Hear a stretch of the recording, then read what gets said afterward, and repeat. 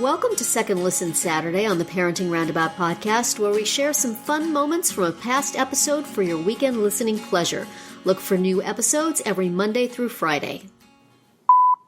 Well, Thanksgiving is always a big deal for me. And, well, actually any celebration like Christmas and Easter, now that we live away from our family. Oh, yeah. So I feel this intense pressure to make it a picture-perfect event like those Norman Rockwell pictures, and can't seem to reconcile with the fact that, you know what, it's okay if we don't have 40 people over for dinner and we're sitting around a big long table with, you know, Martha Stewart decor and design. So I'm just trying to, I'm getting closer to being okay with just the four of us, and well, five, including my son's girlfriend, but there's still that gnawing, you know, little piece of my brain that says, you know, you're not doing it the right way. Yeah. You're not having the ultimate experience. You got to do it the way they show on TV and the way they advertise at Target. And, you know, it's challenging. Yeah. And I never used to think about that when we lived back in Canada because we had family close by. So I took it for granted, really, is what I did.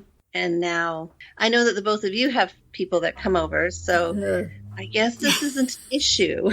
Well, when I was growing up, we always had the big traditional things. We had some cousins that we did not see all during the year, but by golly, we saw them at Thanksgiving, and we saw them on Christmas Eve, and we saw them in Easter, and it was a big deal. The big dinner, it was a large group of people, and so I grew up with that, thinking that was the normal thing. And then when I was in college, I guess, I got this, or right out, I got this idea that I wanted to go have Thanksgiving with my friends, man. We were going to go up to Big Bear in a cabin and have our Thanksgiving. And I thought that was so cool. Half an hour for me. Yeah. And my mom was, of course, brokenhearted that I wasn't going to be there. But on the other hand, I remember when I was living far away from home, I at the last minute took a plane home to be at Thanksgiving with the family. So it's like at different parts of your life.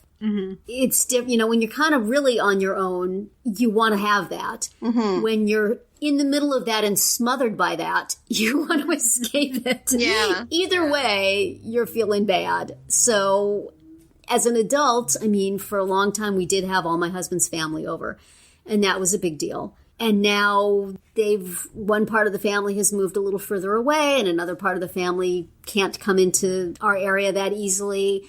And sometimes we meet at a restaurant, which is kind of, it's not right.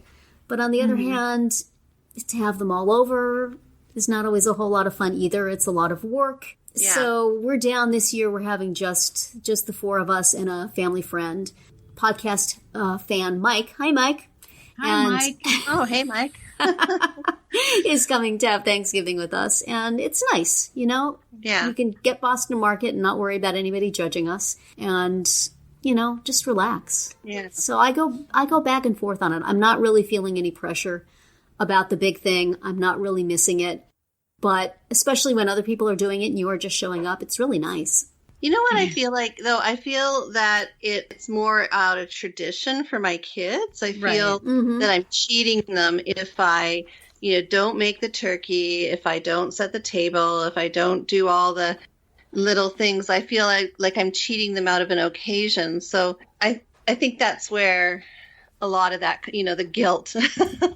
Right. Yeah. Am I giving them the perfect childhood? Oh, yeah.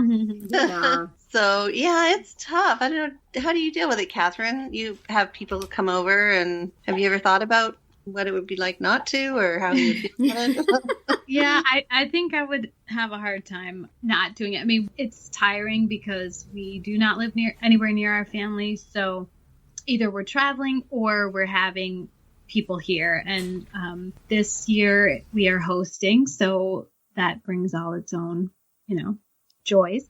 I mean, I'm very happy to have everyone come, and you know, everyone gets along, everyone's helpful. It's fine. I mean, my husband gets worried about the food. You know, he always thinks that it's not good enough, and no matter how many times everyone tells him how good it is, he it could have been better. He worries.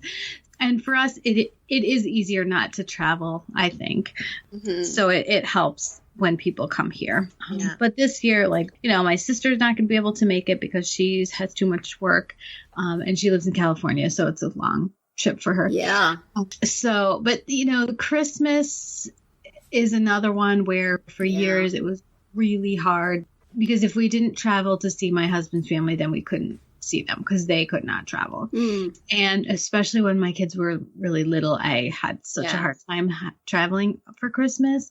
So now that they're older, it's a lot easier. And this year we are going to travel for Christmas, but we are driving. So that makes it easier than having to figure out what you can pack. When you drive, just throw it all in the car. Who cares? And then, it's just a little easier now that the kids are older and you don't have to have a Santa thing and make everything equal with the cousins and all that stuff. All that fun stuff. Nicole, someone on my Facebook feed posted that she really just didn't feel like doing traditional Thanksgiving dinner because it's so much work to cook it. And a few people chimed in like, oh, we just have chili. We just have chili and eat pie and watch movies. So maybe just getting together for a meal is enough and you don't have to do like the turkey and the sweet potatoes and all that stuff. Well, and I think too with American Thanksgiving being so late, like ours is at the beginning, Canadian Thanksgiving is at the very beginning of October. So you feel like you have that space. You recover from cooking the big turkey at Thanksgiving in October. Before Christmas, whereas here it's almost like back-to-back turkeys. And I'm not that big of a turkey fan, so I could do without the Thanksgiving turkey. However, my husband loves it. But we have discovered that our local market will cook the turkey for you, and it's really yummy. There you go. So... anyway, I think it's a combination of stuff, and I really need to be okay with it. But it is what it is. At least we're together. Right. Yeah. Start different traditions, I guess. We actually do the chili thing on Christmas Day. Oh, do you? And there was a time when we used to go out with the family on Christmas Day, and then there was a point at which we said, you know what, why don't we do our own things, and then y'all come over in the afternoon for cookies, and we'll open gifts.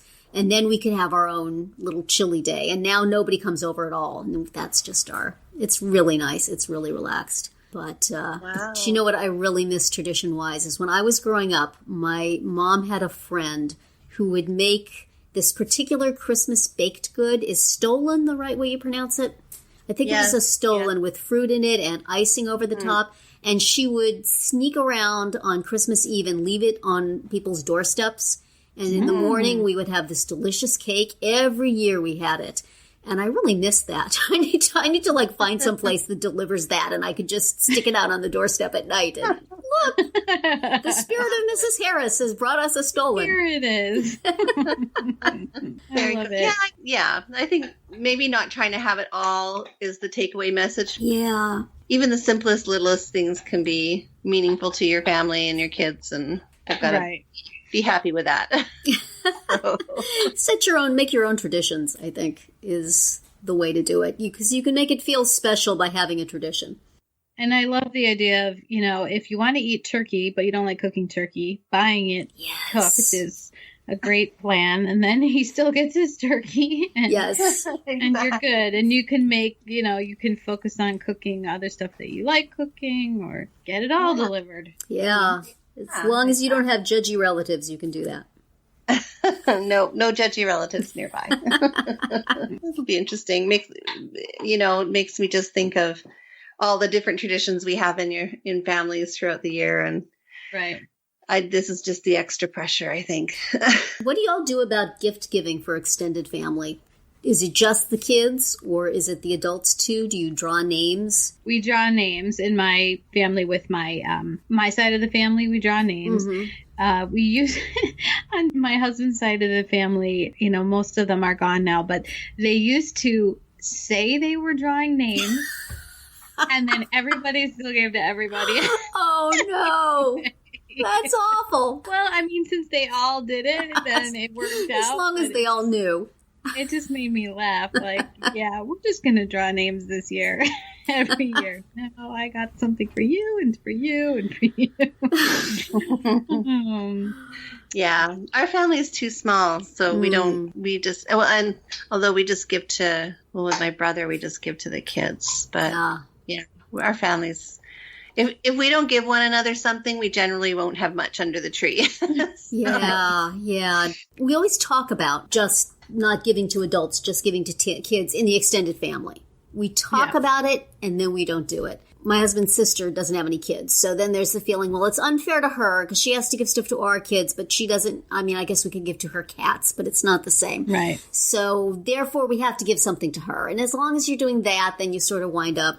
So year after year, I just really would like to put a moratorium on it. I generally don't need the stuff. They don't need the stuff. Right. And then you also get into the thing of, which we have with some friends, of the ceremonial exchange of gift cards, where it's like we give their kids $25 gift cards from Barnes & Noble. They give our kids $25 gift cards from Barnes & Noble. Could we not just say, you know what? Yeah. Everybody go buy their kids books. We're even.